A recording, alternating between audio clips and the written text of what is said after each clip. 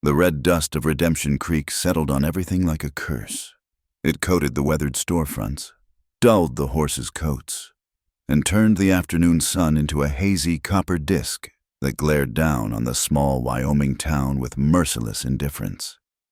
Clara Mayfield stood on the porch of what had once been her home, watching that dust devil dance across the empty street, and wondered if this was how freedom was supposed to feel, like drowning in debt and desperation. She pressed her palm against the foreclosure notice nailed to her door. The paper already yellowed, though it had been posted just 3 days prior. The bank's seal mocked her with its official finality. 27 years old, widowed for 6 months, and about to lose the only thing her late husband Samuel had left her besides bruises that had long since faded and debts that seemed eternal. Mrs. Mayfield. The voice made her spine stiffen. Silas Crow stood at the foot of her porch steps, his black suit immaculate despite the dust, his silver-headed cane gleaming in the harsh light. Behind him, 4 of his men lounged against their horses, hands resting casually on their gun belts. The message was clear as mountain water. Mr. Crow. She kept her voice steady, though her fingers trembled as she smoothed her faded calico dress. I told you yesterday, I need more time. Time. He savored the word like expensive whiskey, climbing the steps with deliberate slowness. Time is a luxury, my dear, one that neither of us can afford. His pale eyes traveled over her in a way that made her skin crawl. Your husband owed me $800. With interest, that's now over $1,000. You've had 6 months. Samuel's debts died with him. The words came out sharper than she intended. Crow's laugh was dry as alkali dust. Oh, but they didn't. You see, your late husband signed a very specific agreement. In the event of his death, all debts transfer to his estate, which means to you. He tapped his cane against the foreclosure notice. The house is worth maybe $300. Your horses, another $150. That still leaves quite a substantial sum. Clara's throat constricted. I have nothing else. Now, that's where you're wrong. Crow moved closer, close enough that she could smell his pomade and stale tobacco. You have something far more valuable than property. She backed against the door. I don't understand. Oh, I think you do. His smile was a predator's grin. A young widow, still beautiful despite her mourning. No family to speak of. No one to miss you if you were to relocate. I have business associates in San Francisco who would pay handsomely for someone with your particular qualities. The implication hit her like a physical blow. You're talking about business, Mrs. Mayfield, simply business. He gestured to his men. Boys, help the lady gather her things. We have a long journey ahead. No. The word came out as a whisper, then stronger. No, you can't. This isn't legal. Legal, Crow chuckled. My dear woman, I am the law in Redemption Creek. Judge Morrison owes me twice what your husband did. Sheriff Dalton, he shrugged. Let's just say he's conveniently absent whenever I conduct business. His men started up the steps. Clara's hand flew to the door handle, but one of them, a scarred brute named Hicks, was already there. His hand covering hers. Don't make this difficult, ma'am. Hicks growled. Mr. Crow don't like difficult. Clara's heart hammered against her ribs as the other men crowded onto the porch. She could smell their sweat, see the eager gleam in their eyes. This was sport to them. She was nothing more than another debt to collect, another prize to claim. Last chance, Mrs. Mayfield, Crow said softly. Come quietly, and I'll ensure you're treated well on the journey. Force my hand, and the sound of spurs on wood cut through his threat. Everyone turned toward the street, where a lone rider had materialized from the dust like a specter. He sat easy in the saddle, one hand resting on his thigh, the other holding the reins loose and casual. But there was nothing casual about the way his gray eyes took in the scene, cataloging every man, every weapon, every escape route. "Afternoon," the stranger said, his voice carrying the soft drawl of Texas mixed with something harder, something that spoke of gun smoke and graveyards. "Seems like quite a gathering for such a hot day." Crow's eyes narrowed. "This is private business." Stranger, "Right on." The man dismounted with fluid grace, his duster swirling around him. Clara noticed the way he moved, economical, purposeful, like a man who'd learned that wasted motion could mean death. The ivory handles of his Colts caught the sunlight as he adjusted his gun belt. "Can't help but notice the lady seems distressed," he continued, as if Crow hadn't spoken. "Where I come from, 5 men surrounding 1 woman ain't considered gentlemanly conduct." Hicks released Clara's hand to face the newcomer. "Mister, you got about 10 seconds to get back on that horse before—" The stranger's draw was so fast Clara almost missed it. One moment his hands were empty. The next his Colt was pointed steady at Hicks's chest. The other men froze, hands hovering over their own weapons. "Before what?" The stranger's smile didn't reach his eyes.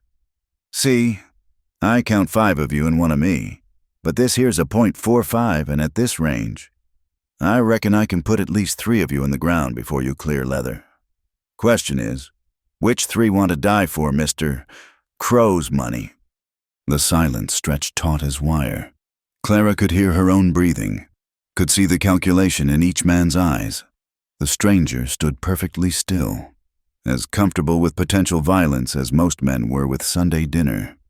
"You have no idea who you're interfering with," Crow said, though Clara noticed he'd taken a step back. "I own this town." "That's nice." The stranger's gun never wavered. "I own these bullets. Now, I'm going to give you boys the same 10 seconds Hicks here was so generous to offer me. Use them wisely." For a moment, Clara thought they might actually draw. Then Crow tapped his cane against the porch rail, a signal. His men backed away slowly, hands visible, murder in their eyes but wisdom staying their hands. "This isn't over," Crow said, his cultured voice dropping to something uglier. "You've just signed your death warrant, stranger, and you, Mrs. Mayfield, you've only delayed the inevitable." Inevitable. The stranger seemed to taste the word. "Funny thing about the inevitable, it ain't near as certain as folks think." Crow and his men mounted up, but the businessman had one last card to play. "Cole Hartman," he said suddenly, and Clara saw the stranger's jaw tighten. "Oh yes, I know who you are now. The butcher of Bitter Springs. How many was it?" 15, 20. 22, Cole said quietly. "If you know the story, you know why." "I know you're a killer, a man with more blood on his hands than conscience in his heart." Crow smiled coldly. "Careful. Mrs. Mayfield, your savior might be worse than your creditors." They rode off in a cloud of dust and promises of retribution. Clara found herself alone on the porch with a man who just admitted to killing 22 people. Yet she felt safer than she had in months. Cole Hartman holstered his weapon and turned to her, touching the brim of his hat. "Ma'am, you hurt?" "No, Her voice cracked. The weight of what had almost happened crashed over her like a flash flood. Her knees buckled. He caught her elbow, steadying her with surprising gentleness. "Easy now. Why don't we step inside, get you some water?" "I don't even know you." "No, ma'am, you don't." He released her as soon as she was steady. "But I know Silas Crow, and that's enough. Man's a blight on God's creation."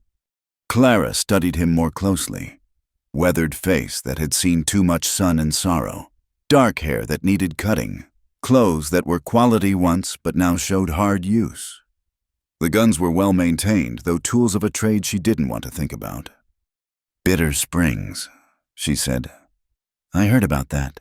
Comancheros attacked a settler wagon train." "They did." His gray eyes went distant. "Killed everyone. Men, women, children. Made the mistake of camping nearby after." He shrugged, but she saw the tension in his shoulders. Sometimes the only justice you get is the kind you make yourself. And now are you here to make justice?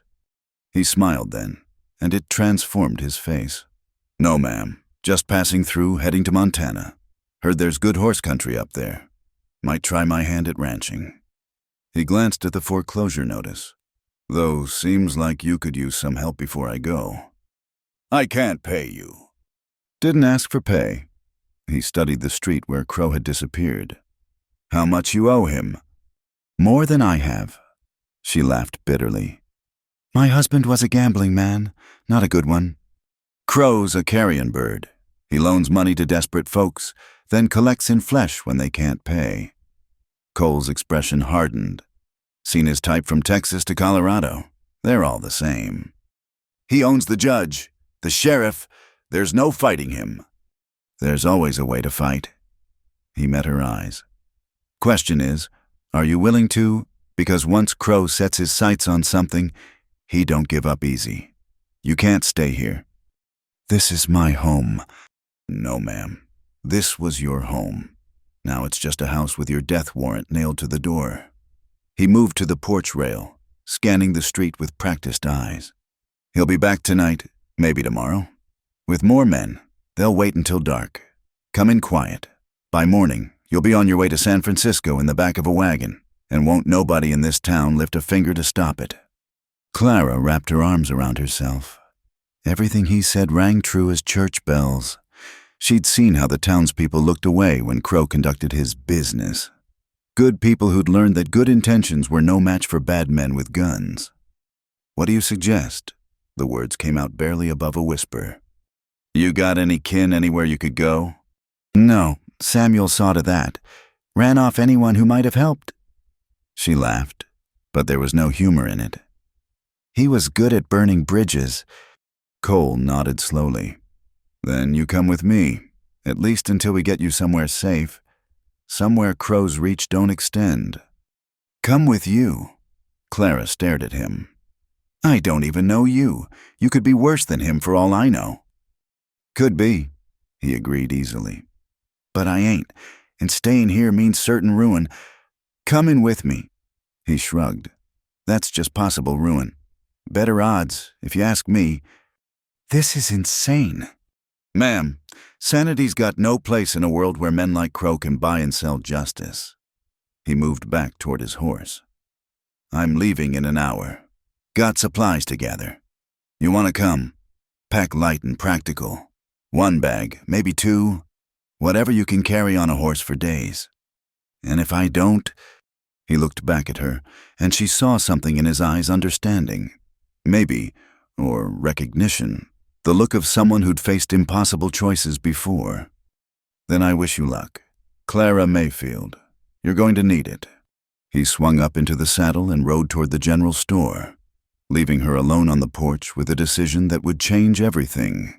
Stay and face certain degradation at Crow's hands. Or ride off into the unknown with a self-confessed killer who might be her salvation or her doom. Clara looked at the foreclosure notice one more time, then went inside to pack. Some choices, she realized, weren't really choices at all. An hour. She had an hour to gather the pieces of a life and decide which were worth saving. In the end, she packed her mother's Bible, 2 dresses, Samuel's Navy coat that he'd been too drunk to draw the night he died, and what little money she had hidden beneath loose floorboards. Everything else, the furniture, the dishes, the remnants of a marriage that had been more prison than partnership, she left behind. She was waiting on the porch when Cole Hartman returned, her single carpet bag at her feet. He'd added supplies to his pack horse and brought an extra mount, a steady-looking mare with kind eyes. You sure about this? He asked. Clara looked back at the house one last time. Somewhere in town. Crow was planning her abduction.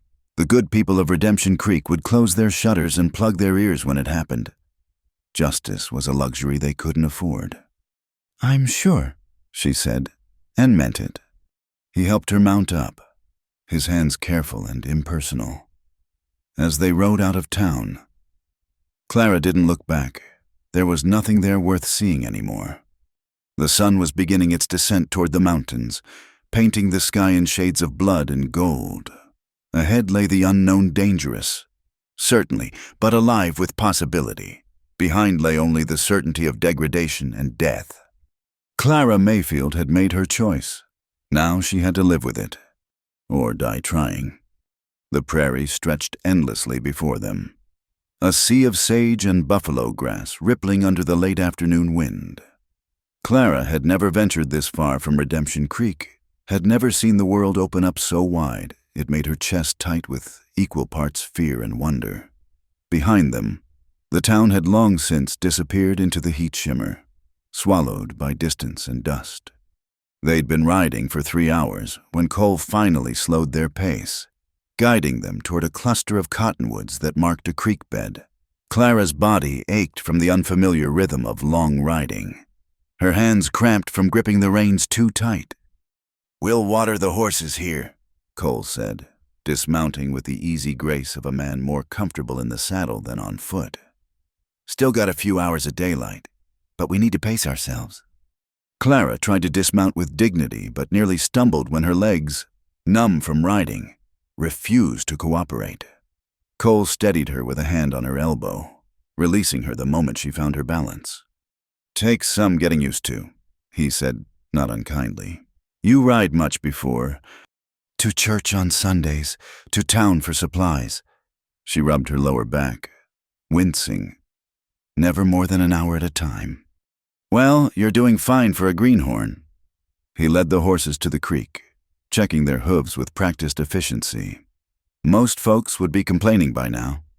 Would complaining help? That earned her a slight smile. "No, ma'am, it wouldn't." Clara found a flat rock to sit on while the horses drank. The creek was little more than a trickle, but the water ran clear over smooth stones. She removed her bonnet, letting the breeze cool her sweat-dampened hair. For the first time since leaving town, the reality of her situation truly struck her. "My God," she whispered. "What have I done?" Cole glanced up from adjusting his horse's girth strap. "Having second thoughts." "Second, third, and fourth," she laughed, but it came out shaky. "I just rode off into the wilderness with a complete stranger, a man who admitted to killing 22 people. Any sane person would call me foolish. Any sane person ain't met Silas Crow." Cole moved to his saddlebags, pulling out a canteen. "Here, small sips. Gotta make water last out here." The water was warm but welcome. Clara watched him as she drank, trying to reconcile the gentle way he handled the horses with his reputation as the butcher of Bitter Springs. He moved with economy, every action purposeful, but there was no cruelty in it. "Why did you help me?" she asked suddenly. "You don't know me. You could have ridden on." Cole was quiet for a long moment, checking his rifle, even though she suspected it didn't need checking. "Man can't just ride on from everything," he finally said. "Done too much of that in my life." "Is that why you're heading to Montana, riding on from something?"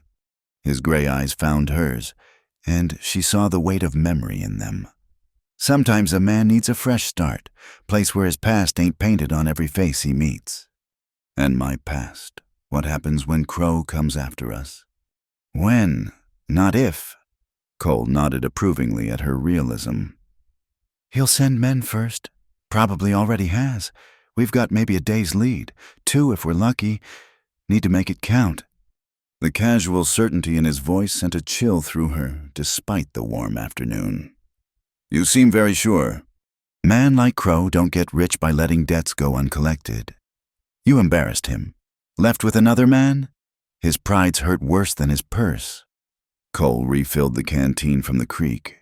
"He'll want you back, and he'll want me dead. Simple as that." "I'm sorry," Clara said quietly. "I've dragged you into my troubles." "Ma'am, I was in trouble long before I met you." Something flickered across his face, amusement maybe, or resignation. "At least this time it's for a good cause." They mounted up again as the sun began its descent toward the western mountains. The landscape changed gradually. prairie giving way to rougher terrain dotted with red rock formations and sparse juniper. Cole led them off the main trail, following paths that seemed invisible to Clara's eyes but clear as signposts to his. "Where did you learn to navigate like this?" she asked, urging her mare to keep pace with his gelding. "Army first, cavalry scout during the war." He guided them around a patch of loose shale. After that, learned from necessity. Man in my line of work needs to know every trail, every waterhole, every place to ford up between here and Mexico. "Your line of work?" Clara hesitated. "You mean gun work, protection, sometimes tracking." His voice was matter-of-fact. "Not proud of it, but it kept me fed, kept me alive." And bitter springs. The silence stretched so long she thought he wouldn't answer. When he finally spoke, his voice was rougher. "My sister lived there. Mary Catherine, married a shopkeeper, had 2 little girls. Prettiest things you ever saw, dressed in yellow calico like tiny sunflowers." Clara's throat tightened at the past tense. "Comancheros hit the town while I was away on a job. By the time I got back..." He shrugged, but she saw the tension in his shoulders. "Wasn't nothing left but ashes and graves. Found their camp 2 days later. They were celebrating, passing around things they'd taken. Mary's locket, the girls' dolls." "So you killed them all?" "Every last one." No apology in his voice. No justification. Just fact. "Some things there ain't no coming back from, no forgiveness for. Man does that to children. He's forfeited his right to breathe God's air." Clara found she had no argument with that logic. She'd seen enough of men's cruelty to know that sometimes violence was the only answer to violence. "Is that why you helped me, because of your sister?" "Maybe," he considered it. "Or maybe I'm just tired of men like Crow thinking they own the world and everyone in it." They rode in companionable silence as the sky painted itself in shades of orange and purple.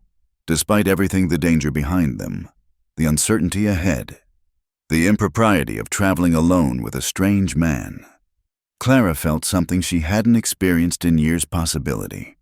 As darkness approached, Cole led them up a winding path to a sheltered area among the rocks.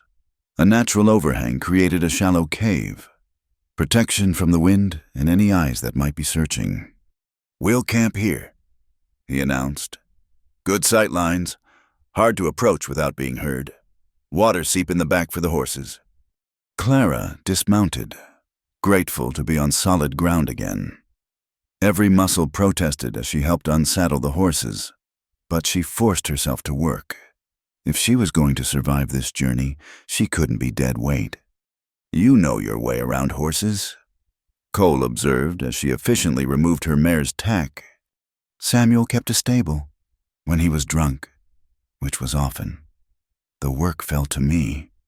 She ran her hands over the mare's legs, checking for heat or swelling. "I found I preferred their company to his." "Horses are honest creatures, no guile in them." Cole began setting up a small, smokeless fire. "Can't say the same for most people." "Including us?" Clara asked, surprising herself with the question.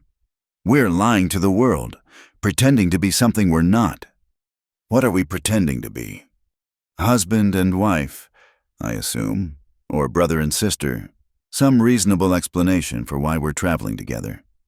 Cole looked up from the fire, his expression unreadable in the gathering darkness. "Hadn't thought that far ahead.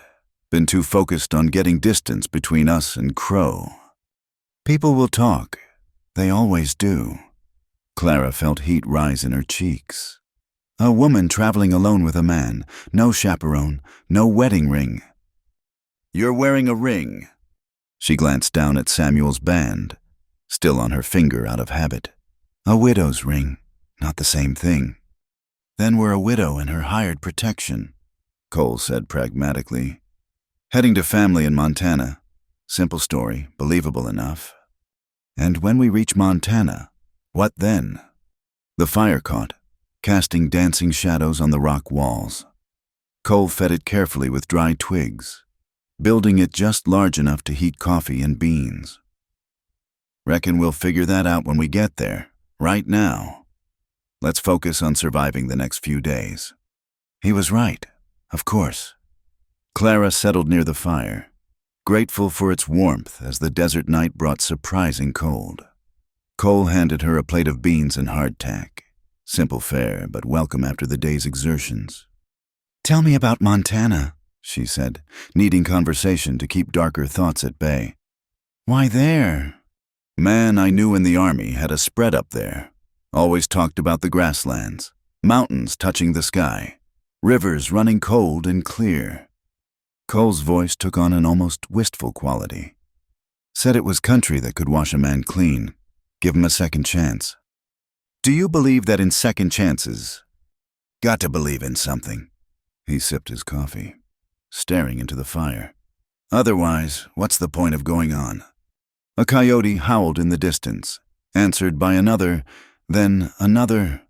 The sound raised goosebumps on Clara's arms. The wilderness that had seemed beautiful in daylight now felt vast and threatening.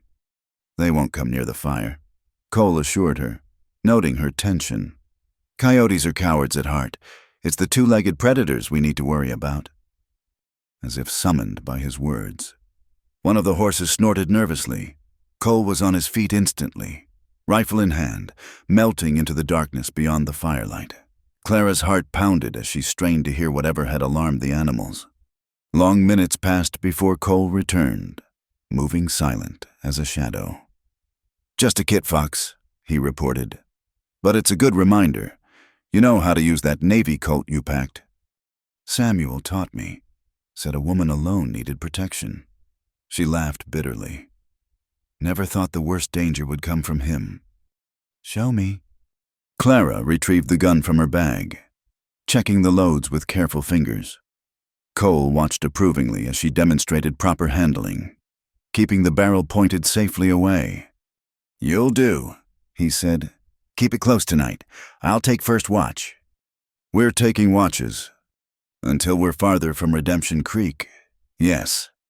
He settled against a rock where he could see the approaches to their camp. "Get some sleep. Tomorrow will be harder riding." Clara wrapped herself in her blanket, using her carpet bag as a pillow. The ground was hard, the night sounds alien, and every shadow seemed to hide a threat. But exhaustion was stronger than fear, and gradually her eyes grew heavy. "Cole," she called softly. "Yeah?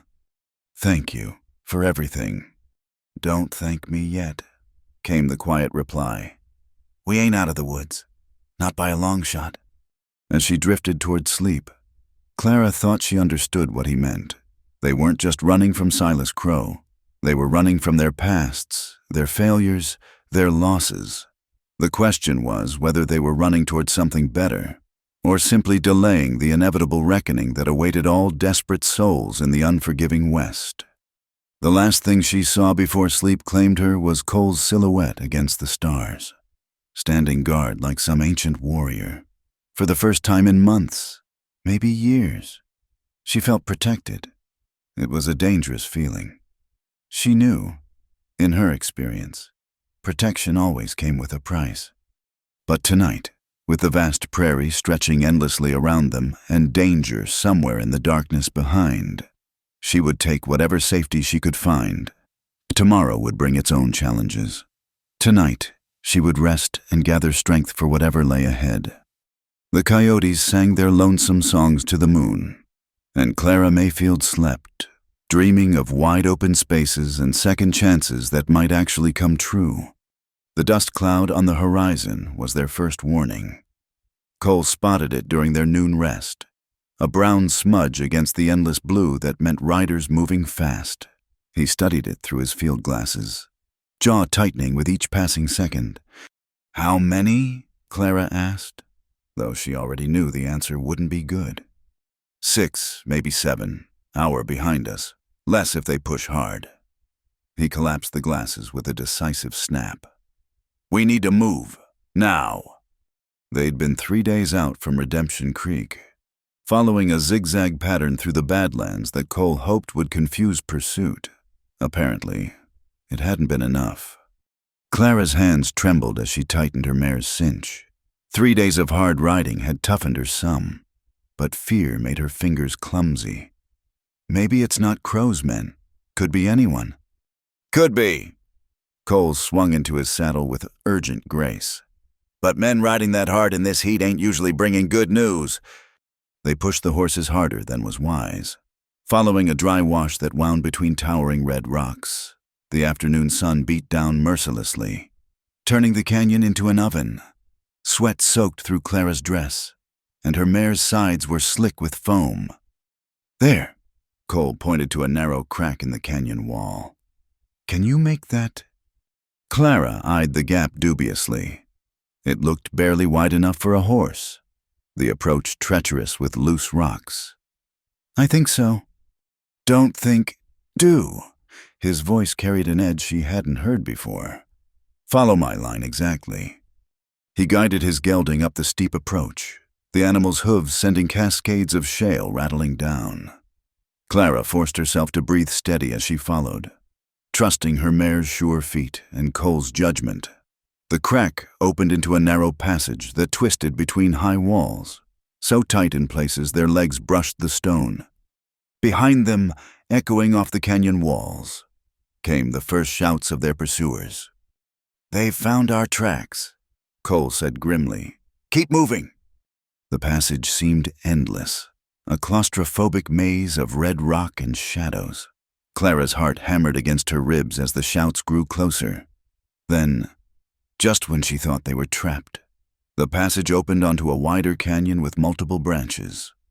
Which way? She gasped. Cole was already dismounting. None of them. Get down. What? Trust me. Quickly now. She slid from the saddle on shaking legs. Cole grabbed both sets of reins, speaking softly to calm the nervous animals. Then he did something that made Clara's stomach drop. He slapped both horses hard on the rump, sending them galloping riderless down the left-hand canyon. Are you mad? Clara hissed. Those were our... He clamped a hand over her mouth, pulling her back against the rock wall. His body pressed close, shielding her as the thunder of hooves approached the passage exit. Clara could feel his heartbeat, steady despite the danger, could smell leather and dust and something uniquely him. The riders burst into the canyon, horses lathered and blowing. Clara recognized the scarred face of Hicks in the lead. Crow's other men spread behind him. They barely slowed, following the obvious trail of the riderless horses down the left branch. After them, Hicks roared. They can't be far.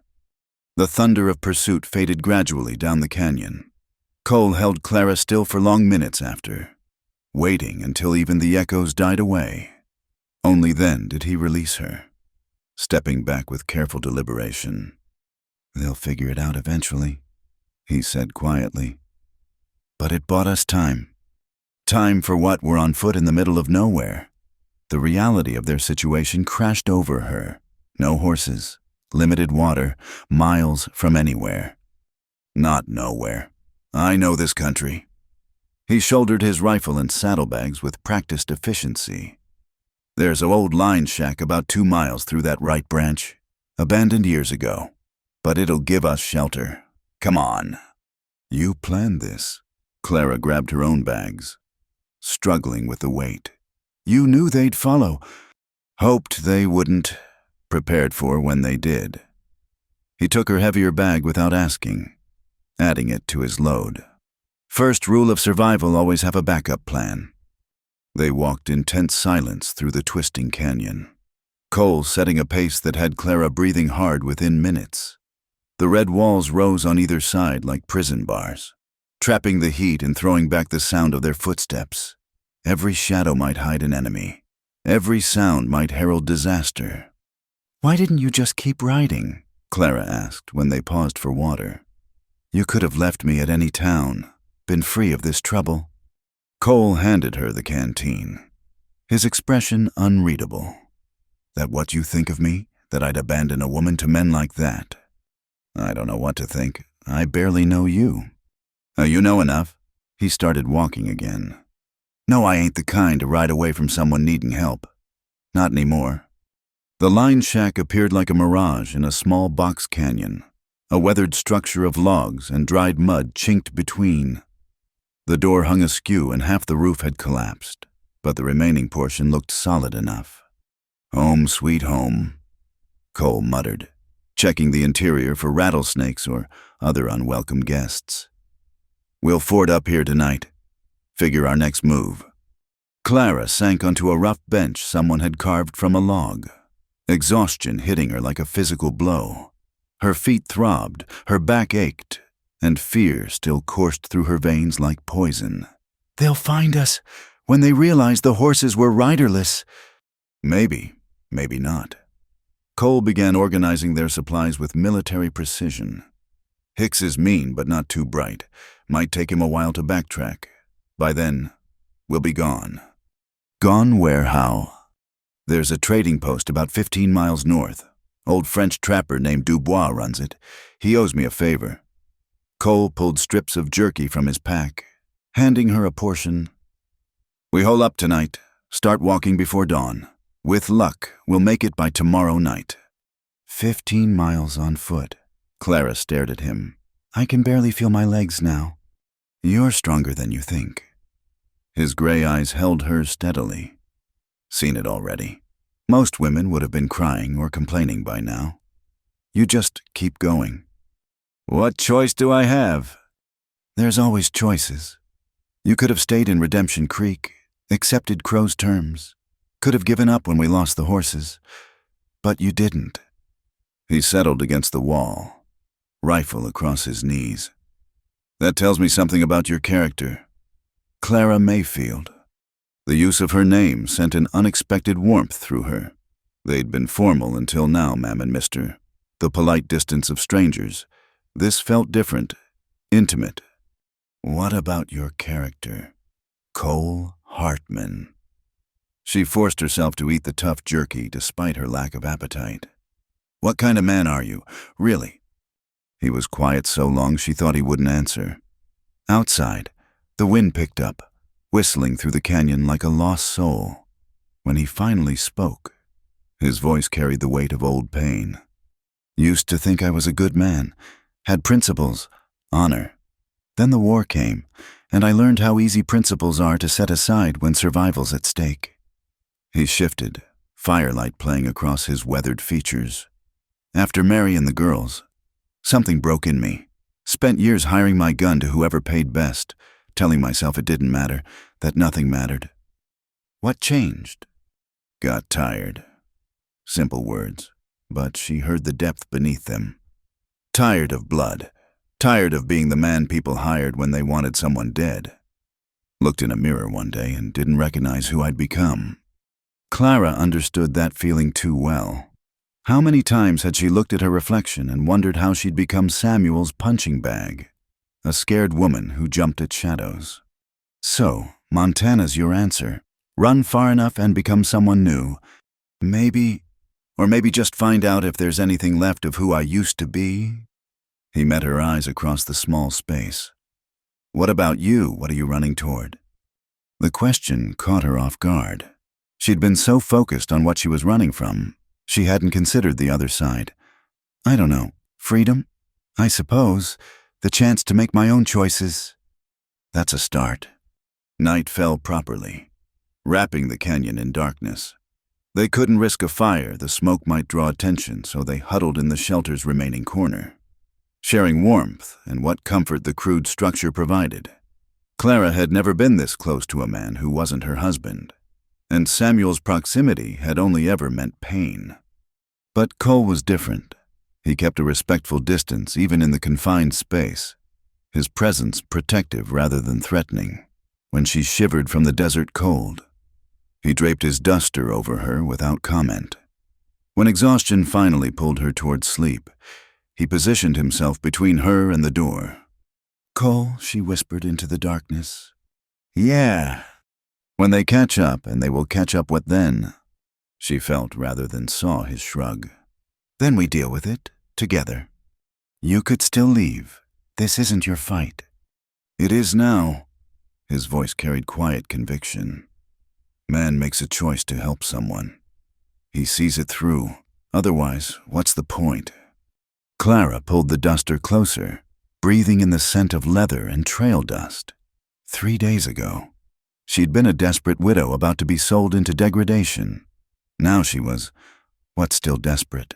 Certainly, still in danger, but no longer alone. "I'm scared," she admitted, the words barely audible. "Be foolish if you weren't. Fear keeps you sharp, keeps you alive." A pause, then softer. "But you don't need to carry it alone, not anymore." In the morning, they'd face another brutal march through unforgiving country. Crow's men would eventually puzzle out their deception and resume the hunt. The trading post might be a trap. Or Dubois might sell them out for the right price. Dangers multiplied with each mile between them and civilization. But tonight, in this ramshackle shelter with the wind howling outside and exhaustion pulling at her bones, Clara felt something she'd almost forgotten existed: hope. Not the grand, sweeping hope of fairy tales, but the small, stubborn flame that said tomorrow might be better than today. She pressed her back against the rough wall, Cole's steady breathing a counterpoint to the night sounds. His hand rested on his rifle, ready for trouble even in rest. He'd given up his freedom, his safety, possibly his life, for a woman he'd known less than a week. She still didn't fully understand why. "Thank you," she whispered again, not sure if he was awake to hear. "Get some sleep," came the quiet response. "Long day tomorrow." Always practical, always focused on survival. But she'd seen glimpses of something more, the pain when he spoke of his sister, the careful way he'd helped her over rough ground, the respect he showed even when she slowed them down. Cole Hartman was a dangerous man. No doubt, but perhaps, in this harsh land where danger came in many forms, that was exactly what she needed. The wind sang its lonesome song through the canyon walls, and somewhere in the distance, a mountain cat screamed its challenge to the night. Clara closed her eyes and let exhaustion take her, trusting in the steady presence of the man who'd chosen to stand between her and harm. Tomorrow would bring its own trials, but tonight, she was not alone. In the unforgiving West, sometimes that was miracle enough. The abandoned cabin materialized from the forest like something out of a dream. After 2 days of hard travel from Dubois' trading post, where they'd traded Cole's gold watch for horses and supplies, they'd pushed deep into timber country, following trails that seemed more memory than reality. Now, with storm clouds gathering overhead and the temperature dropping, the weathered structure seemed like salvation. "Wait here," Cole murmured, dismounting with his rifle ready. He approached the cabin carefully, checking for signs of recent occupation. Clara watched from the saddle, exhausted beyond measure but alert to danger. They'd seen no sign of Crow's men since the canyon, but that only made her more nervous. Silas Crow didn't give up easily. Cole disappeared inside, emerging moments later. "It's clear. Looks like hunters used it last season, but nobody's been here for months." The cabin was small but solid, built from thick pine logs with careful craftsmanship. A stone fireplace dominated one wall, cold ashes speaking of old warmth. Simple furniture remained: a rough table, 2 chairs, a bed frame strung with rope. Someone had loved this place once, taken care with its construction. "Whose was it?" Clara asked, running her fingers over the smooth, worn table. "Could be anybody's. Trappers, miners, folks who just wanted to be left alone." Cole began unloading their supplies. "Law of the wilderness: if you need shelter and find it empty, it's yours for the using. Just leave it as good as you found it." Thunder rumbled overhead, and the first fat raindrops began to fall. They worked quickly to bring everything inside. Then Cole saw to the horses, sheltering them under a lean-to attached to the cabin's side. By the time he returned, Clara had a fire crackling in the hearth, the warmth immediately beginning to chase away the damp chill. "You're handy with a fire," he observed, water dripping from his hat brim. Samuel was particular about his comforts. if the fire wasn't right, or the food wasn't hot. She trailed off, old habits of silence reasserting themselves. He hit you. Not a question. Clara focused on the flames. Does it matter now he's dead?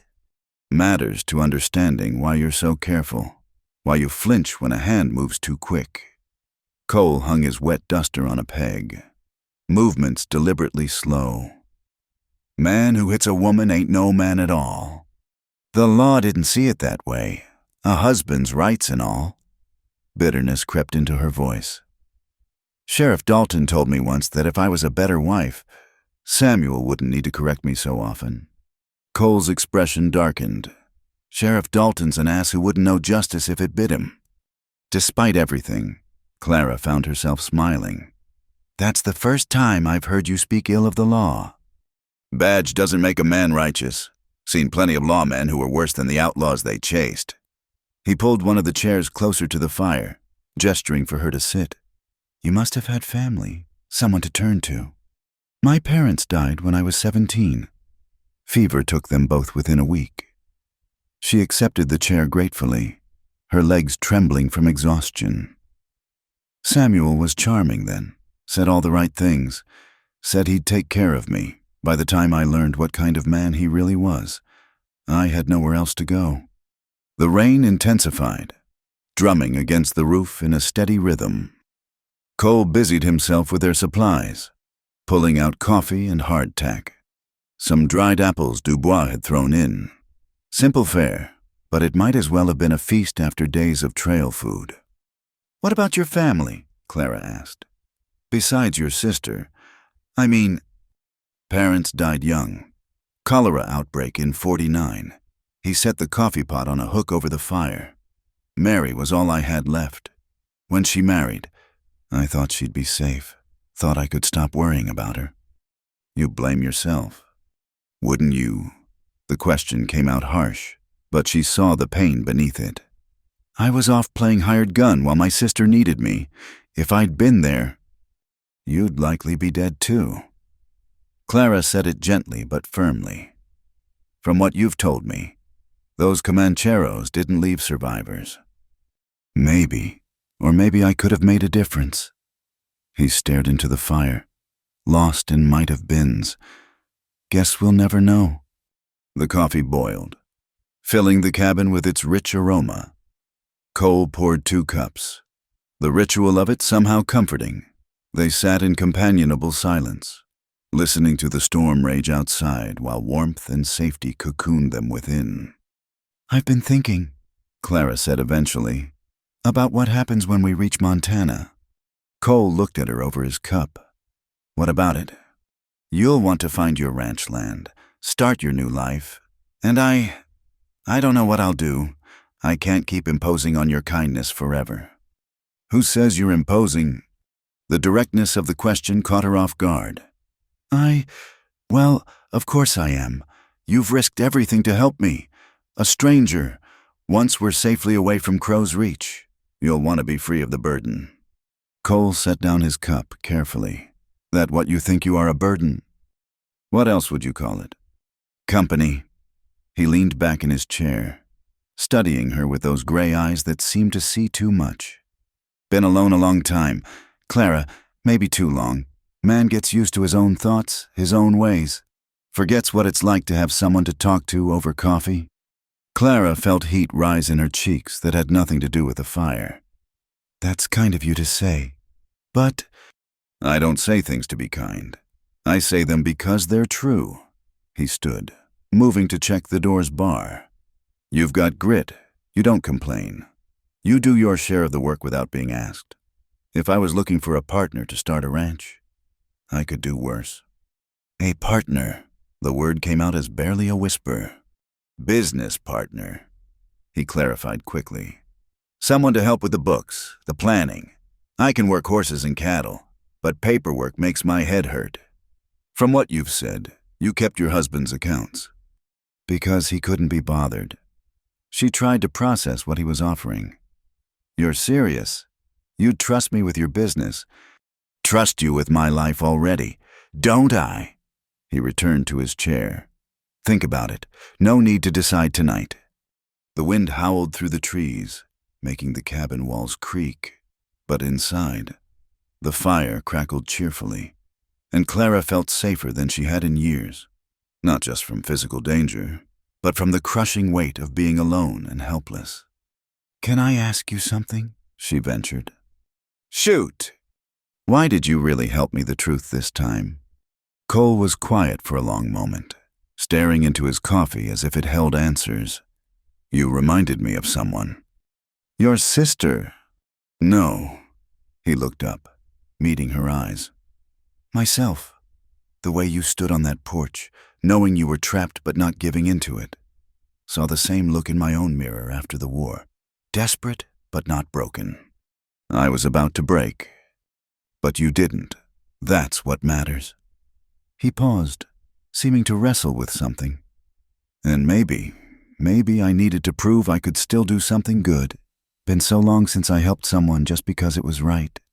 Clara reached across the small space between them, placing her hand over his. His skin was rough, calloused from years of hard living, but warm. He went very still, looking at her hand as if it were some foreign thing.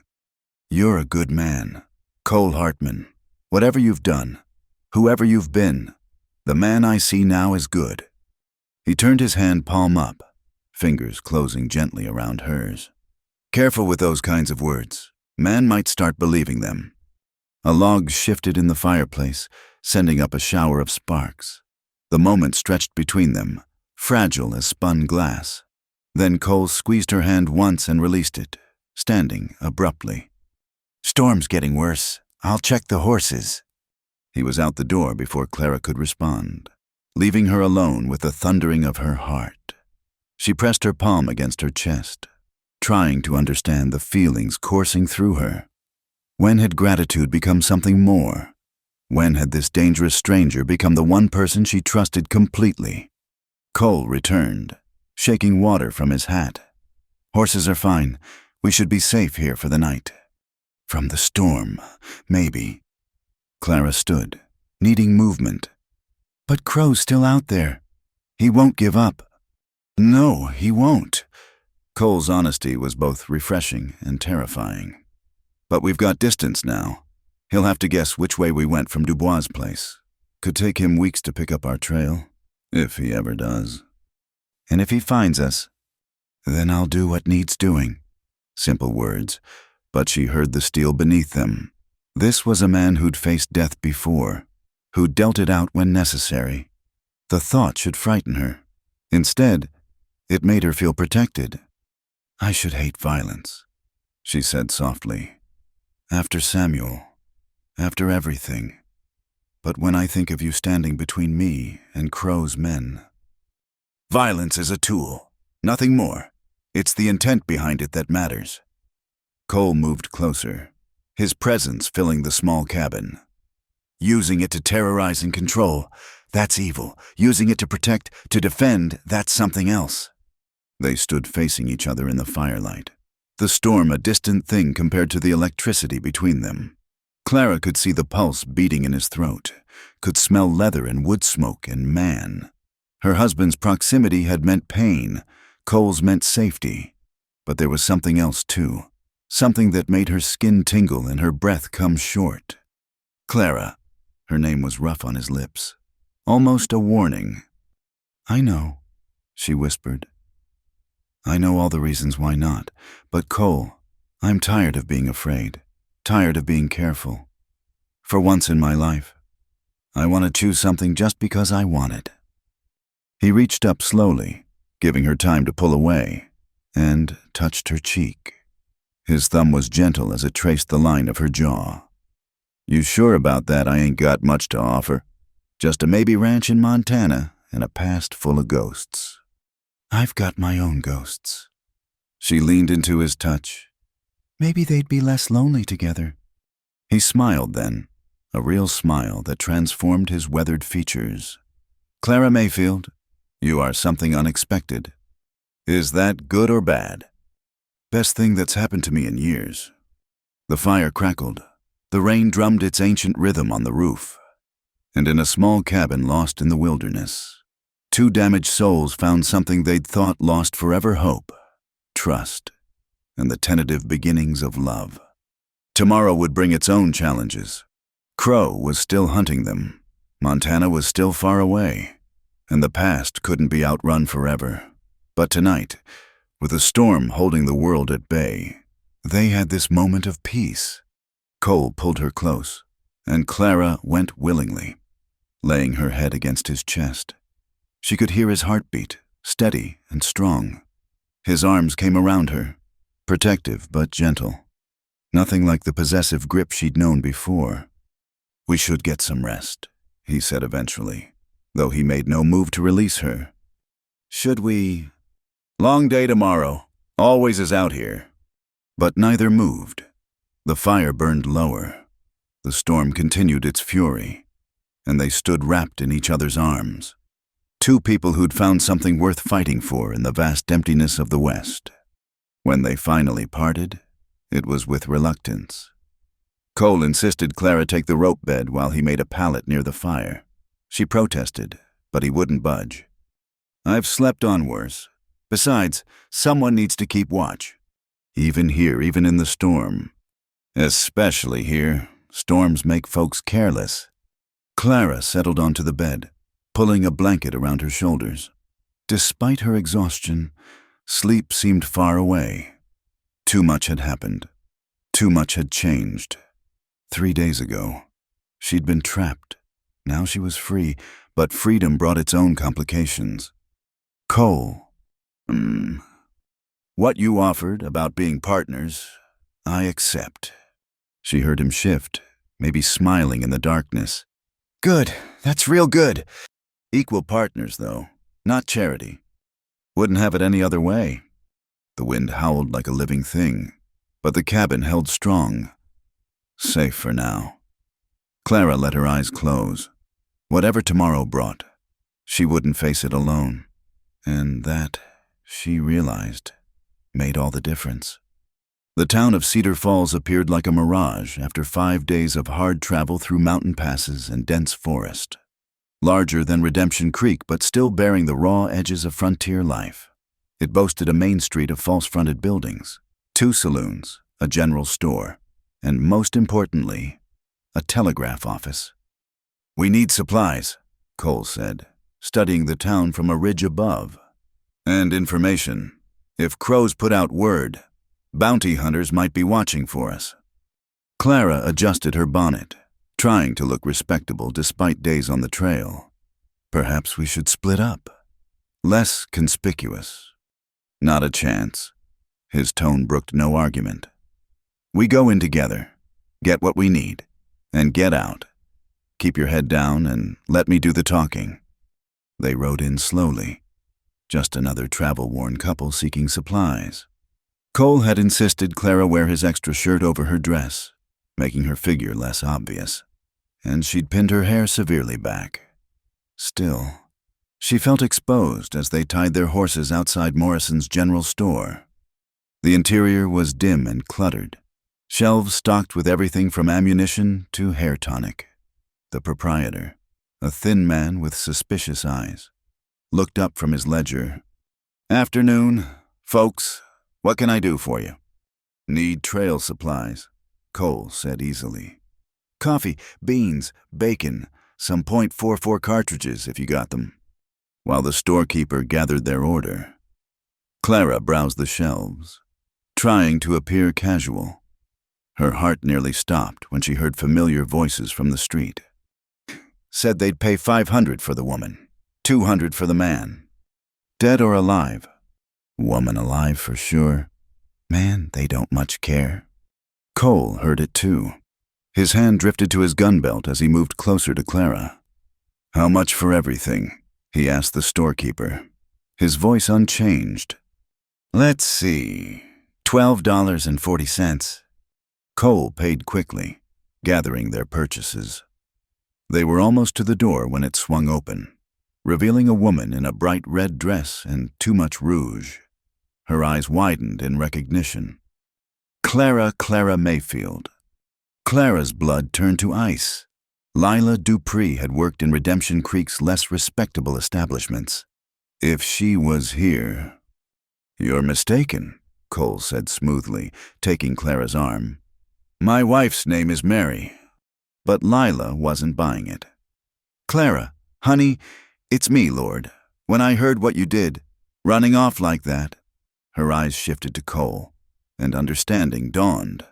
"This the man who took you, mister. There's folks looking..." "Lila," Clara found her voice, stepping forward. "Please." The saloon girl studied her, taking in the men's clothing, the protective way Cole stood beside her. Something in her painted face softened. "You running from Crow?" Clara nodded, unable to speak past the lump in her throat. "Good." Lila's voice turned fierce. "That man's a devil. What he does to girls who can't pay..." She shuddered. "I got out before he could collect on my debts, but not everyone's so lucky." "Lila," Cole said quietly. "Those men outside, are they crows?" "Some are. Others are just bounty hunters smelling money." She glanced toward the door. "They're watching the hotel and the livery. Figure you'll have to stop sometime." "Is there another way out of town?" Clara asked. Lila bit her lip, then seemed to make a decision. "My room's above the Golden Nugget. Back stairs lead to the alley. You could slip out that way. Circle around to your horses." "Why would you help us?" Cole's suspicion was plain. "Because Silas Crow destroyed my sister." Lila said simply, 16 years old, owed him $50. He sold her to a brothel in San Francisco. Got a letter last year saying she died of consumption. Her eyes hardened. "Any enemy of his is a friend of mine." They followed Lila through the dusty streets, trying to look casual. The Golden Nugget was busy with afternoon drinkers, providing good cover. Lila led them up narrow stairs to a small room that smelled of perfume and loneliness. "Wait here," she instructed. "I'll check if the alley's clear." When she left, Clara sank onto the bed's edge. "This is my fault. If I hadn't spoken to her..." "You couldn't have known she'd be here." Cole positioned himself by the window, watching the street. "Sometimes fate takes a hand." "Fate?" Clara laughed bitterly. "Is that what we're calling it? What would you call it?" "Bad luck, poor choices, the story of my life." Cole turned from the window, his expression serious. "You really think meeting me was a poor choice?" Before Clara could answer, Lila burst back in. "We've got trouble. Hicks and 3 others just rode in. They're talking to the sheriff right now." Cole cursed under his breath. "How many ways out of this building?" "Just the front and back, but there's..." Lila hesitated. "There's the old mine shaft, connects to the basement, comes out near the creek, 1/4 mile from town." "You're full of surprises," Cole observed. "Girls in my profession need escape routes." Lila pulled back a threadbare rug, revealing a trapdoor. "It's not pleasant, and parts are flooded, but it'll get you out." "What about our horses?" "I'll have Tommy, he's sweet on me, bring them around to the creek. Tell him you're friends who need to leave quiet-like on account of angry husbands." Clara impulsively hugged the other woman. "Thank you, I won't forget this." "Just make sure Crow gets what's coming to him someday." Lila hugged her back fiercely. "Now go, before they finish with the sheriff." The mine shaft was everything Lila had warned, and worse. Ankle-deep water. Absolute darkness save for the candle Lila had given them, and the constant fear of cave-in. Clara forced herself forward, following Cole's steady presence, trying not to think about the tons of earth above them. "You all right?" Cole asked when she stumbled. "Fine," her voice echoed strangely. "Just wondering if drowning in a mine is better than whatever Crow had planned." "We're not drowning today." He took her hand, his grip firm and reassuring. "Few more minutes and we'll see daylight." True to his word, gray light soon appeared ahead. They emerged muddy and soaked beside Cedar Creek, gasping clean air. The promised horses waited, held by a nervous young man who took Cole's coin and disappeared without a word. They rode hard, putting distance between themselves and Cedar Falls. Only when they'd climbed into heavily forested hills did Cole allow them to stop. They were both filthy, exhausted, and rattled by the close call. "We can't keep running like this," Clara said, wringing water from her skirts. "They'll catch us eventually." Maybe, maybe not. Cole checked their back trail with his field glasses. "But you're right. We need to change our approach." "What do you mean?" He lowered the glasses, decision firming his features. "There's a place, Fort Bridger, about a week north. Army post, but also a trading center. Lots of wagon trains pass through heading to Oregon and California." "You want to join a wagon train?" "Think about it. Safety in numbers. Hundreds of families heading west. We'd be just another couple seeking a new life." "Couple?" The word hung between them, loaded with implications. "Would have to be," Cole said carefully. "Single woman and hired gun would draw attention, but a married couple starting fresh, that's common as dirt out here." Clara felt heat rise in her cheeks. They'd danced around this possibility since the cabin, but speaking it aloud made it real. "A pretense. You mean—" "If that's what you want," his gray eyes held hers. Or, could make it real. Find a preacher at Fort Bridger. Make it proper and legal." Clara's heart hammered against her ribs. "You're proposing now covered in mine mud and running for our lives." A smile tugged at his lips. "Timing could be better, I grant you.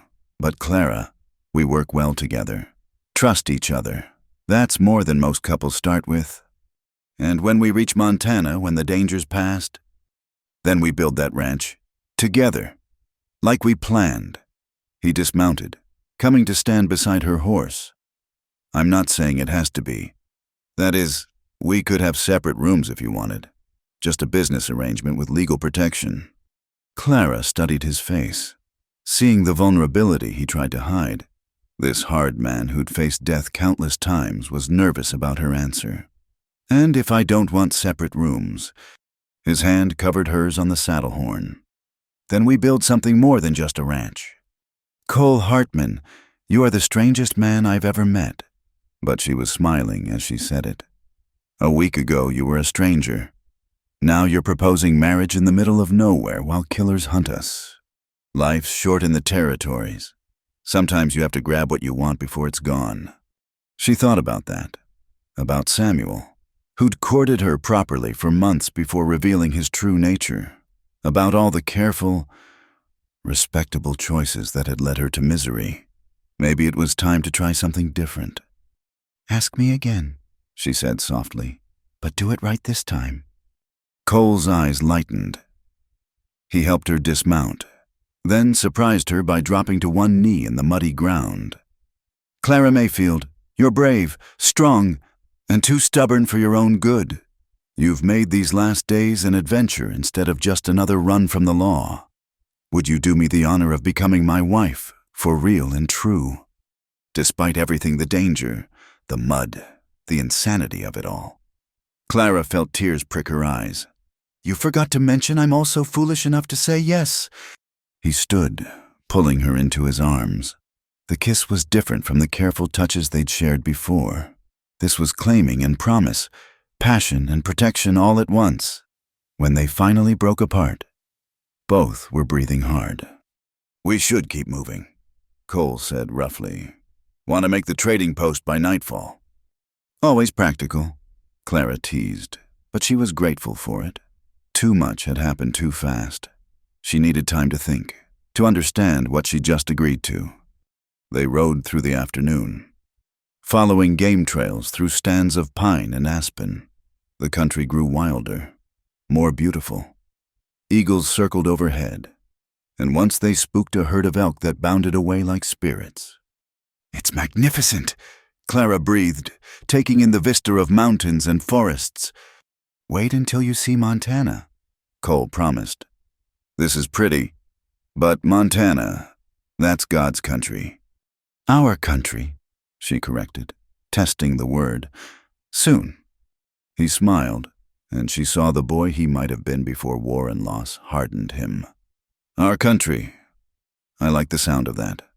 As the sun began its descent, they reached another trading post, this one run by a French-Canadian named Girard, unlike Dubois, who'd asked no questions.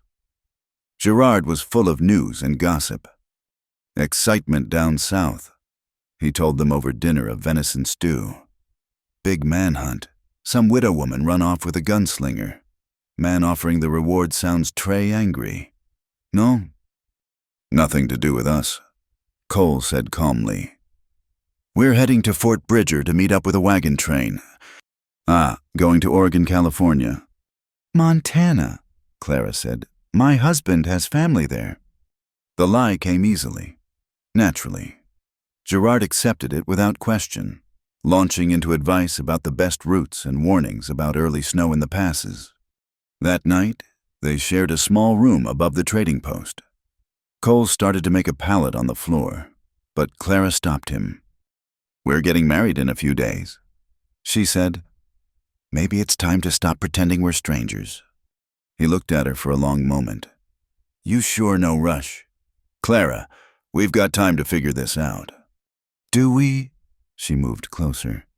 Seems to me time is the one thing we don't have. Crow's men could catch us tomorrow. Indians could attack. 1,000 things could go wrong. Cheerful thoughts for a bride-to-be. Realistic thoughts. She touched his face, feeling the stubble along his jaw. I don't want to die with regrets. Cole, I've had enough of those for one lifetime.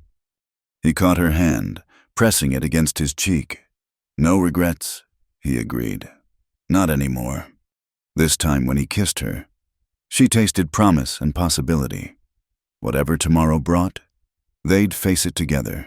And in the wild, dangerous beauty of the frontier, that was the closest thing to happily ever after anyone could hope for. The grass sea stretched endlessly before them, golden waves rippling under the afternoon sun.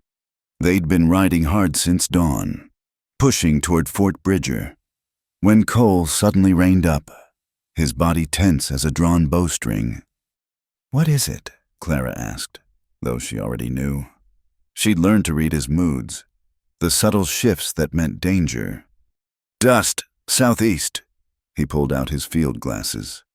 Moving fast, 8, maybe 10 riders.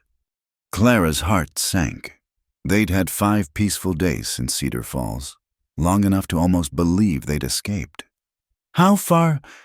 2 miles, maybe less. He collapsed the glasses decisively. They're riding a search pattern, looking for our trail. Can we outrun them? Not in open country. Horses are tired, and they've got fresh mounts. Cole scanned the terrain with practiced eyes. But there's a box canyon about a mile west, defensible position if we can reach it. They rode hard. Clara bent low over her mare's neck, feeling the animal's labored breathing. Behind them, shouts echoed across the grassland they'd been spotted. The canyon mouth appeared like salvation, narrow walls of red rock rising sharply from the prairie. Cole led them deep inside, where the passage widened into a natural amphitheater with fallen boulders providing cover. Get behind those rocks, he ordered, pulling his rifle from its scabbard. Keep your head down. Cole. No arguments. He was already positioning himself, checking sightlines. If this goes bad, there's a game trail up the back wall. Take it and don't look back. I'm not leaving you. He turned to her then, his gray eyes fierce. Yes, you are. If I tell you to run, you run. Promise me. Before she could answer, the thunder of hooves filled the canyon. Hicks led the charge, his scarred face twisted with triumph. Behind him rode 9 others, bounty hunters and Crow's men mixed together, united in greed. Cole Hartman, Hicks shouted. Send out the woman and you can ride away. No need for dying today. Counteroffer. Cole called back. You turn around now, and I won't paint these rocks with your blood. 10 against 1. You ain't that good.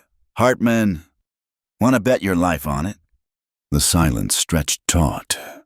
Clara gripped Samuel's Navy Colt, trying to steady her breathing. She could see the riders spreading out, looking for angles. "Last chance," Hicks called. "The woman's no good to us dead, but Crow said he'd pay half price for her body if necessary." "That's where you made your mistake."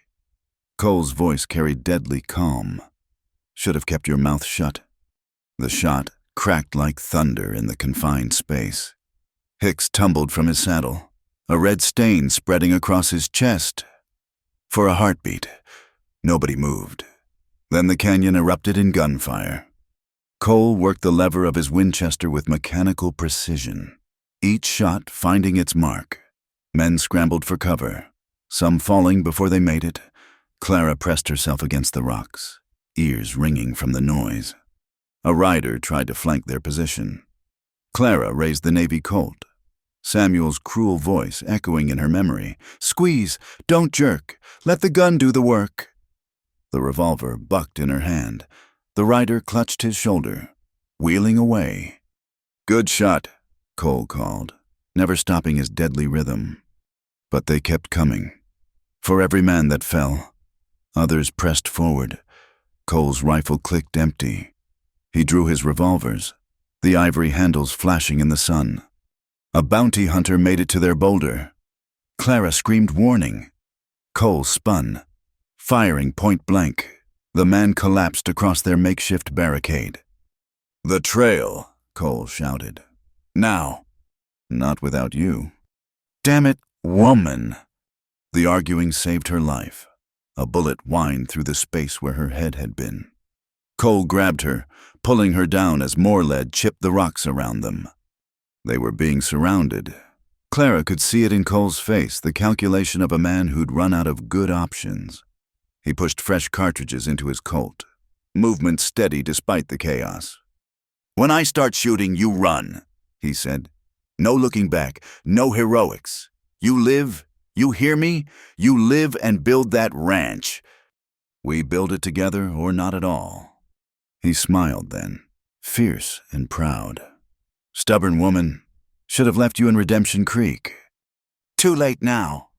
He kissed her hard, quick, on 3, 1, 2. The thunder of hooves drowned out 3, but it came from the wrong direction behind the attackers. New riders poured into the canyon, military carbines cracking, blue uniforms, cavalry. The bounty hunters, caught between Cole's position and the soldiers, scattered like quail. Some tried to fight, others threw down their weapons. In minutes, it was over. A young lieutenant dismounted, surveying the carnage with professional interest. "Quite a shooting match, folks. Mind explaining why you're turning my patrol area into a battlefield?" Cole stood slowly, hands visible but ready. "Self-defense, Lieutenant. These men attacked us." "That so?" The officer studied the scene. "And why would 10 men attack a single couple?" "Because Silas Crow paid them to," Clara said, stepping forward. "He's a loan shark from Redemption Creek. When I couldn't pay my late husband's debts, he tried to force me into servitude. This man saved me. We've been running ever since." The lieutenant's expression hardened. Military men had sisters, daughters. They understood what servitude meant. "I see.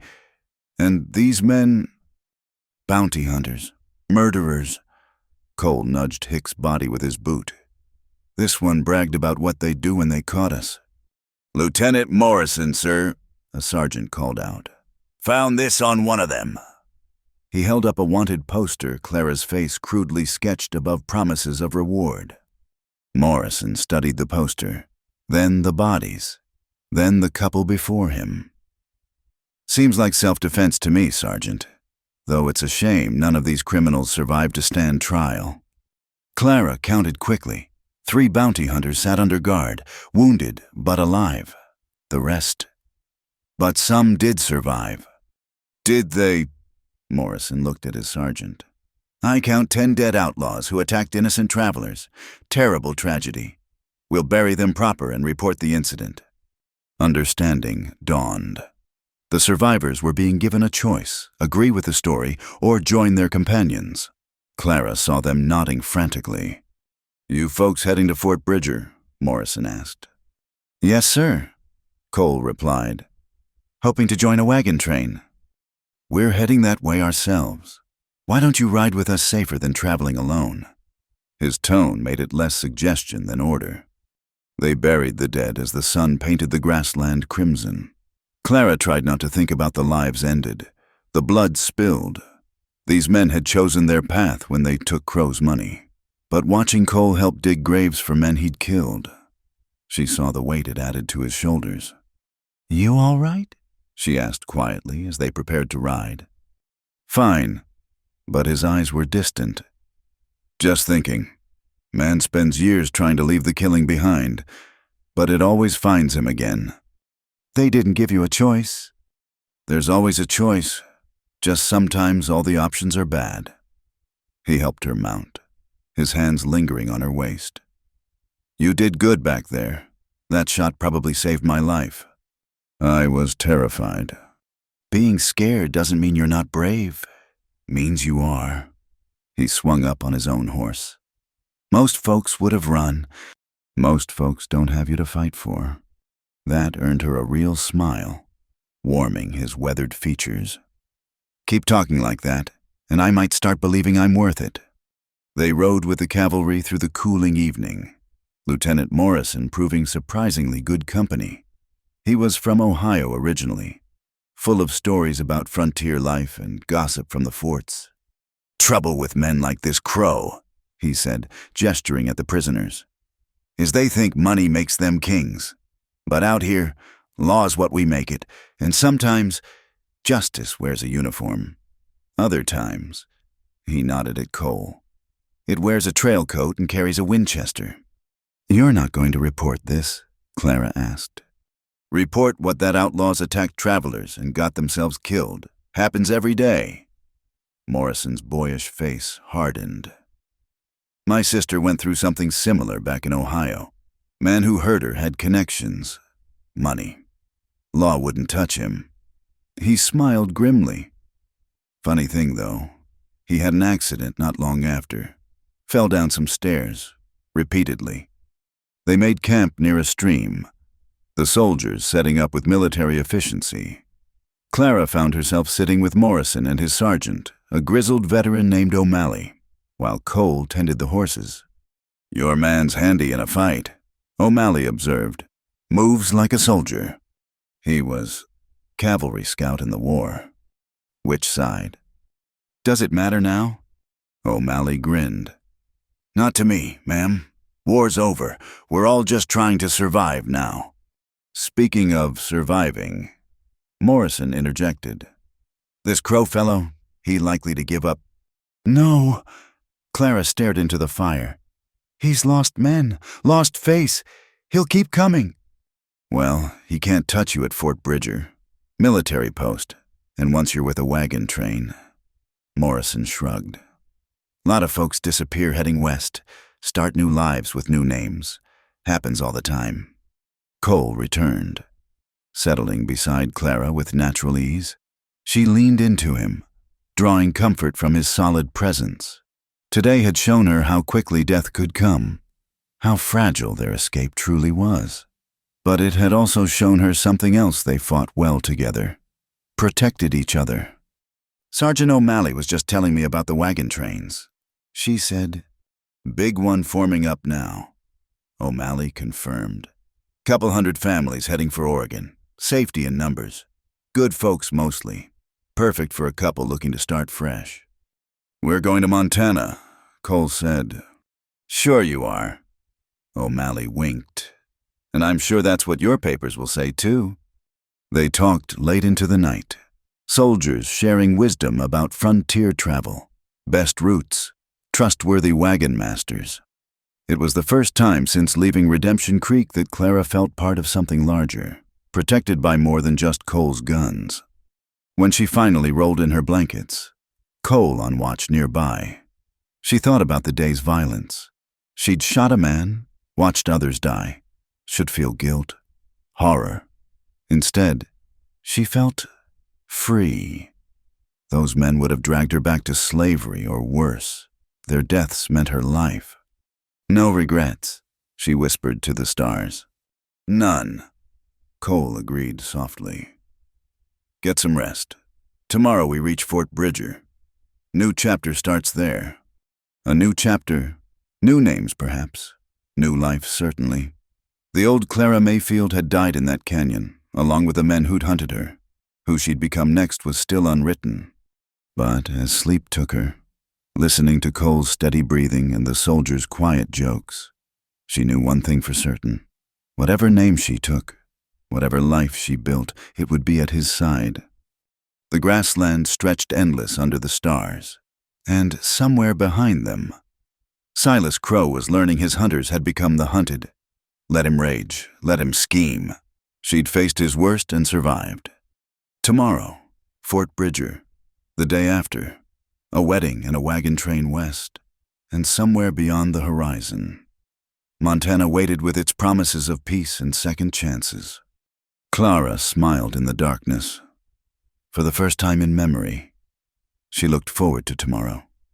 Word spread through the wagon train like wildfire. The woman who'd fled Redemption Creek, the gunfighter who'd protected her, the cavalry's dramatic rescue by the time they'd been at Fort Bridger a week. Clara couldn't walk 10 feet without someone whispering behind their hands. "Let them talk," Cole said, checking the supplies they'd loaded in their newly purchased wagon. "In a few days, we'll be Mr. and Mrs. Coleman, heading to Oregon with everyone else. Clara Mayfield and Cole Hartman will just disappear." "Coleman," Clara tested the name. "Sounds respectable." "That's the idea. Thomas and Mary Coleman. Boring folks, nobody would hunt across half the territories." But even as they planned their new identities, danger circled closer.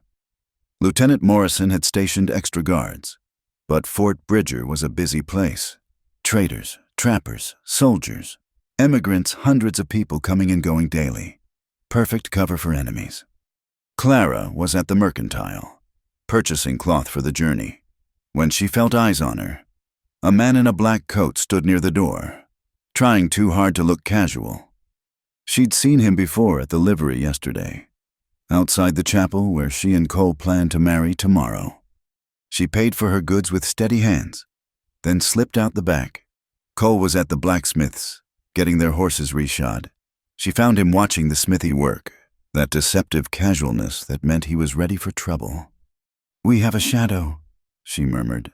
"Black coat, thin face, been following me for days."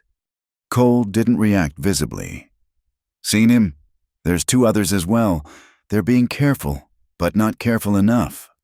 "Crow's men, most likely, or bounty hunters who haven't heard what happened to the last bunch."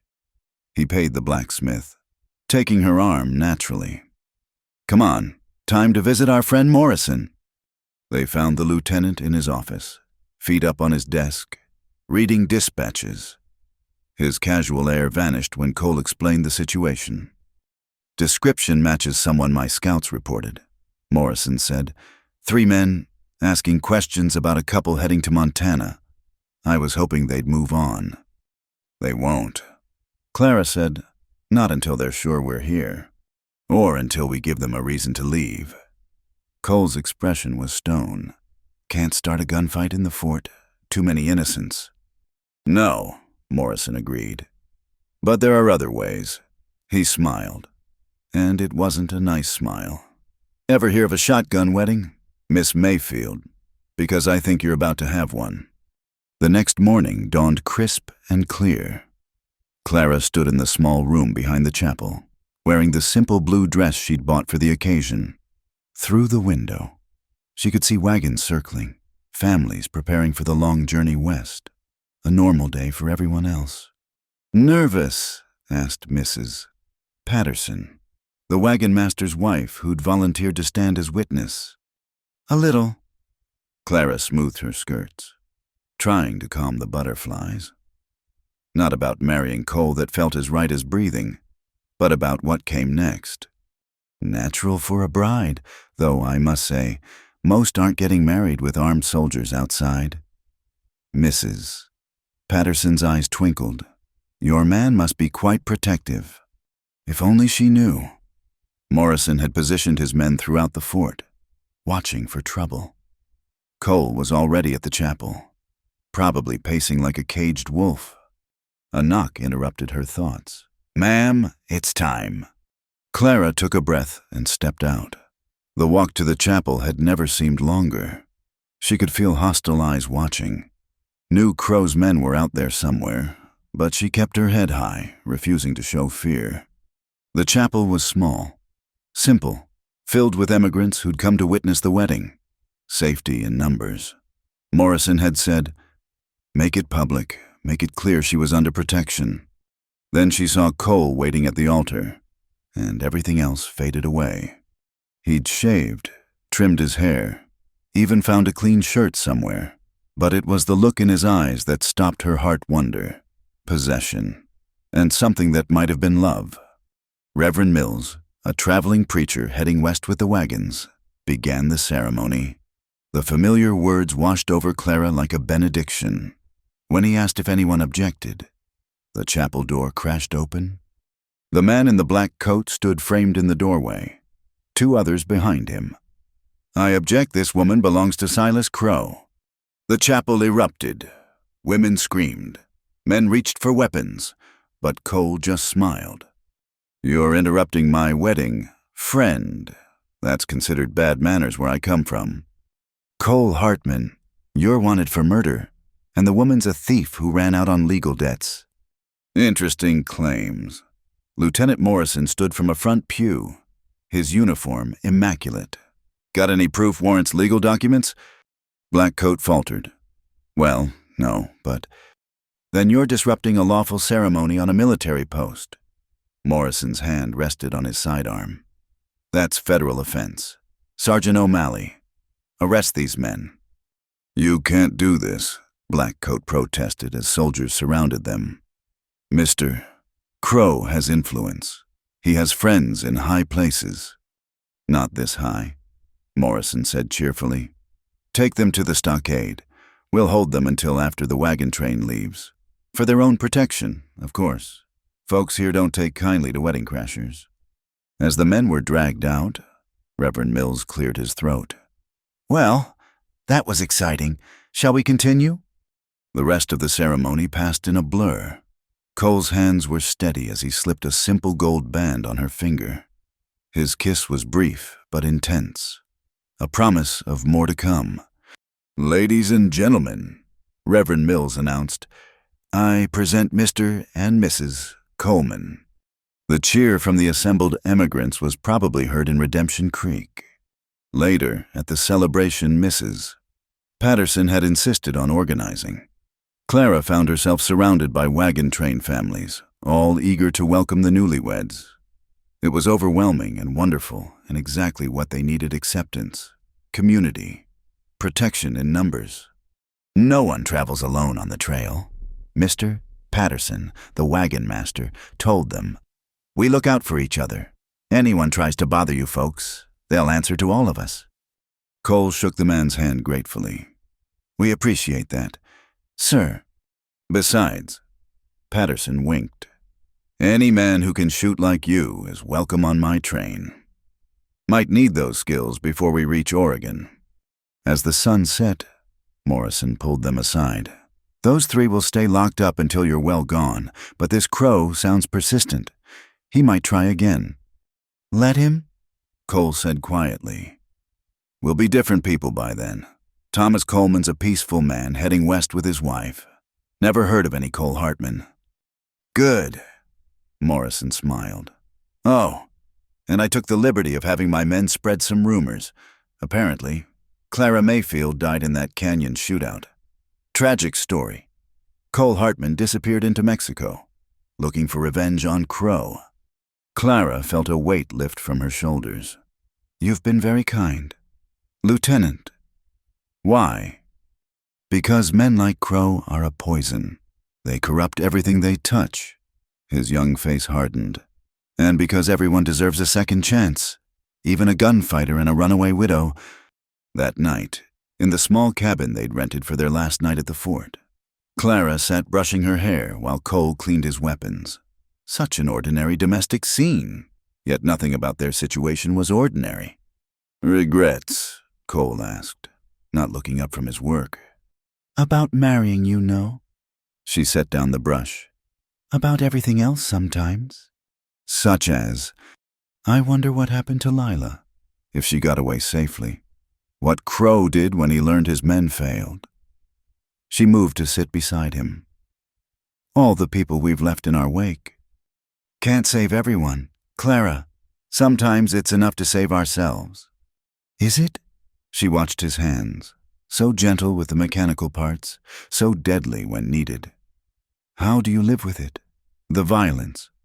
He was quiet for a long moment. "By remembering why. Those men in the canyon, they chose their path. I just helped them find the end of it." He set aside the revolver, taking her hands. "You think I'm a killer?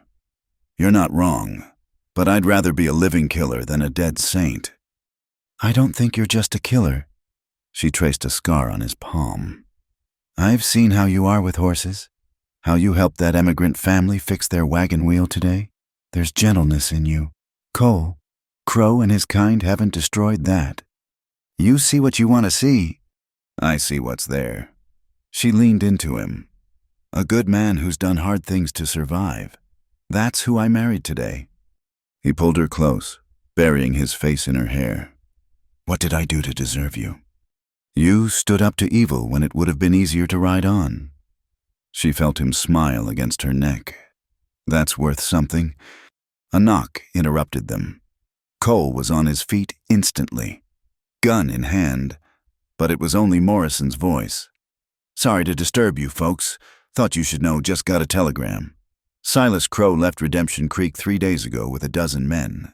He's coming himself this time." Clara's blood chilled. 3 days. He could be here.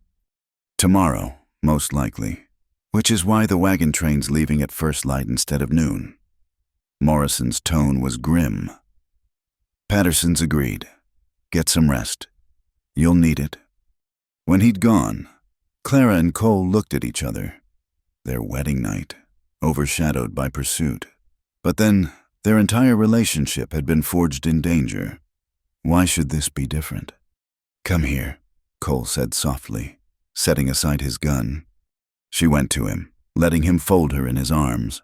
Tomorrow would bring new challenges, new identities, new dangers. But tonight, she was Clara Mayfield Hartman Coleman, or whatever name she chose. She was free. She was married to a man she trusted, and she was alive. "No fear," Cole murmured against her hair. "Not tonight. Tomorrow we run again. Tonight, we're just us." She tilted her face up to his.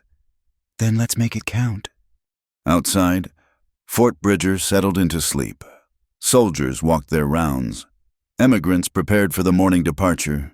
And somewhere in the darkness, Silas Crow raced north with murder in his heart.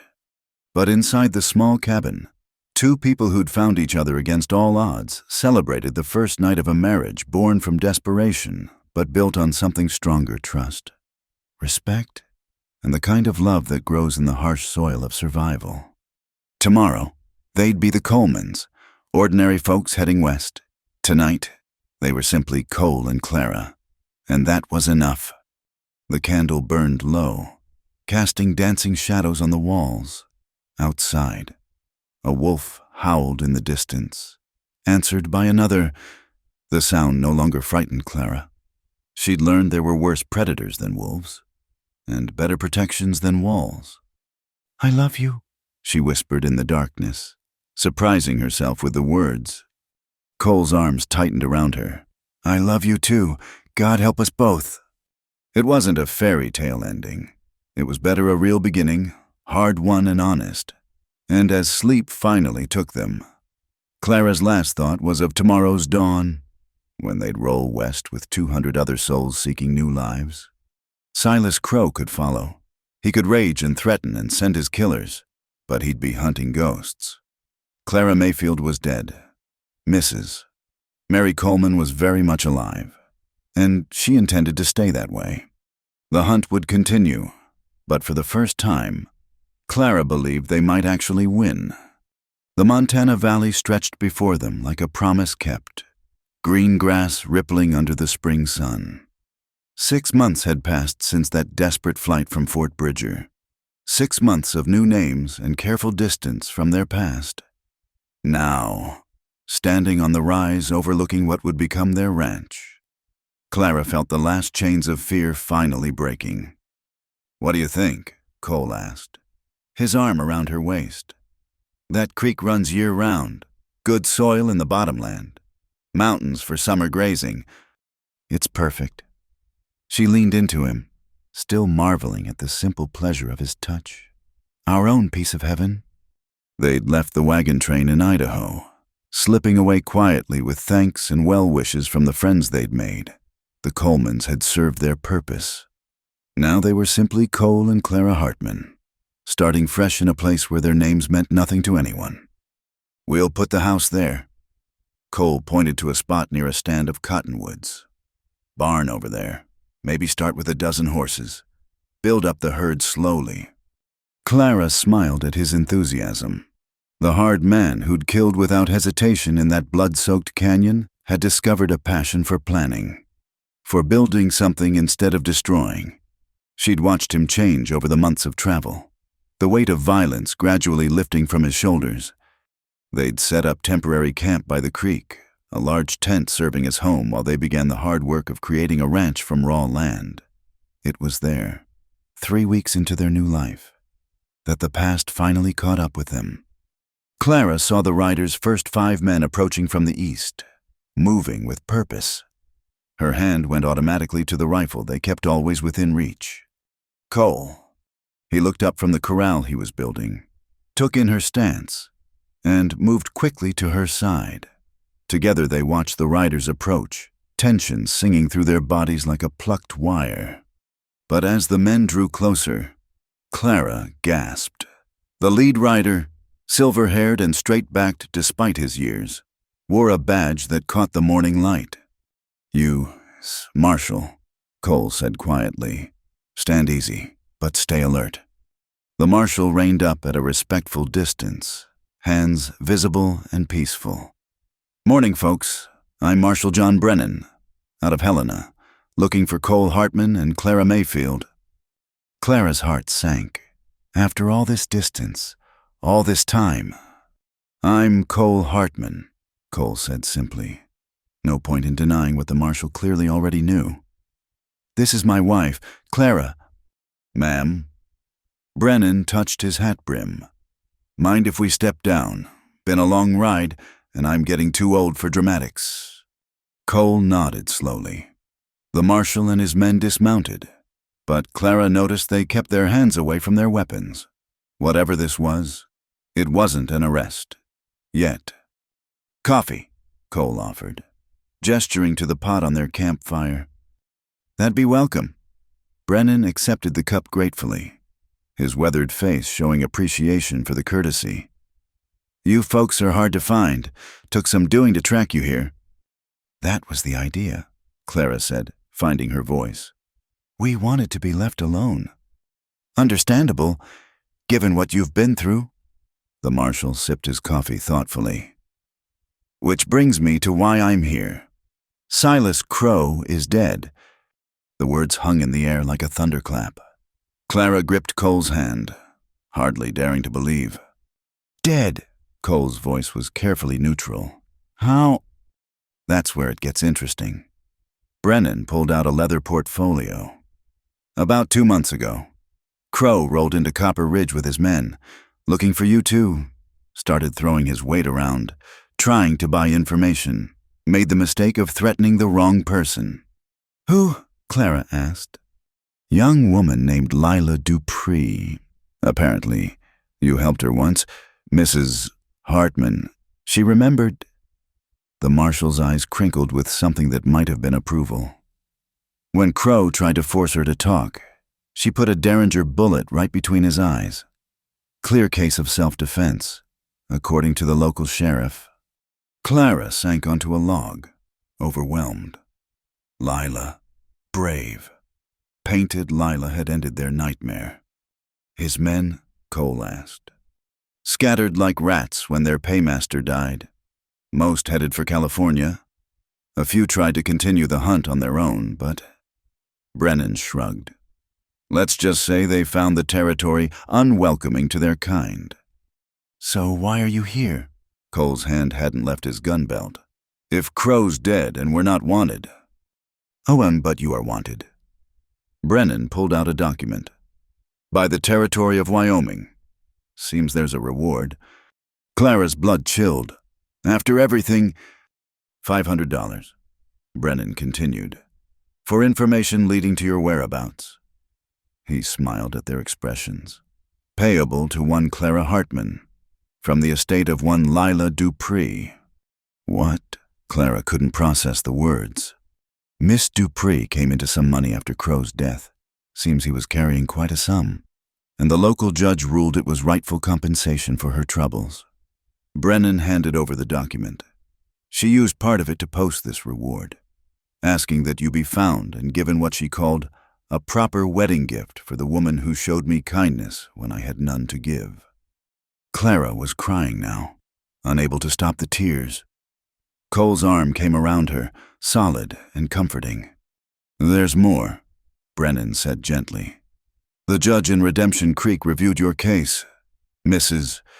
Hartman, given the circumstances and Crow's death. All debts attributed to your late husband have been declared void. You're free and clear. Just like that, Cole's voice held suspicion. Why would a judge do that? Because Judge Morrison is Lieutenant Morrison's father. Brennan smiled. Funny how justice works sometimes. The lieutenant wrote him quite a letter about your situation. Clara laughed through her tears, the sound slightly hysterical. All those months of running, of fear. And now, as for you, Mr. Hartman, Brennan continued. There's no paper on you anywhere. The deaths in that canyon were ruled self-defense by the territorial court, based on testimony from the survivors. His expression grew serious. Though I'd suggest you maintain your new quiet life. Not everyone has such a forgiving view of past violence. Wasn't planning on going back to gun work, Cole said quietly. Got everything I need right here. Brennan stood, his men following suit. Then I'll leave you folks to your new life. Beautiful country you've chosen. Good place for a fresh start.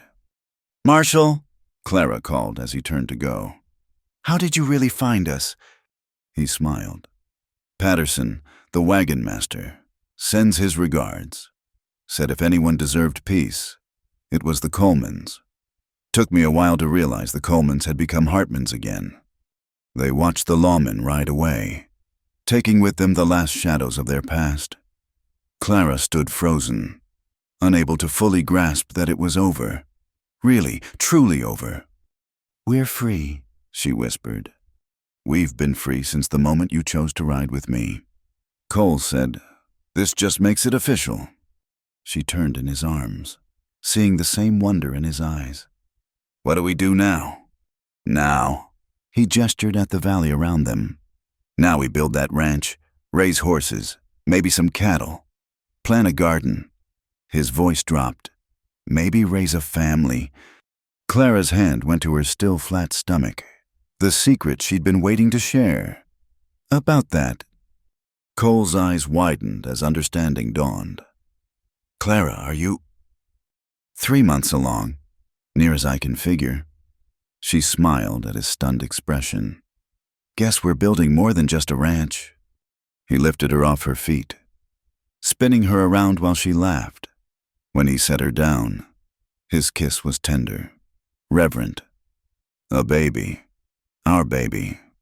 Our baby, she confirmed. Born free, with no debts to pay and no shadows to run from. They stood together in their valley, plans spinning between them. The house would need more rooms. They'd need to find a doctor, maybe convince one to settle nearby. The ranch would have to prosper to support a family. But those were tomorrow's challenges. Today, they had each other. They had their land, and they had freedom bought with blood and courage. "No more running," Cole said, his hand resting protectively over where their child grew. "This is home now." "Home," Clara repeated, tasting the word like honey. I'd almost forgotten what that meant. As spring afternoon faded toward evening, they worked side by side, marking out their house's foundation. Each stake driven into the ground was a promise, each measurement a commitment to the future they were building. When stars began to appear in the vast Montana sky, they sat by their campfire, planning and dreaming. The nightmare of Silas Crow was ended, finished by a brave woman's derringer and a judge's sense of justice. The running was over. The building had begun. "I love you," Clara said, watching firelight dance across Cole's features. "Thank you for saving me." "You saved yourself," he corrected. "I just gave you a ride."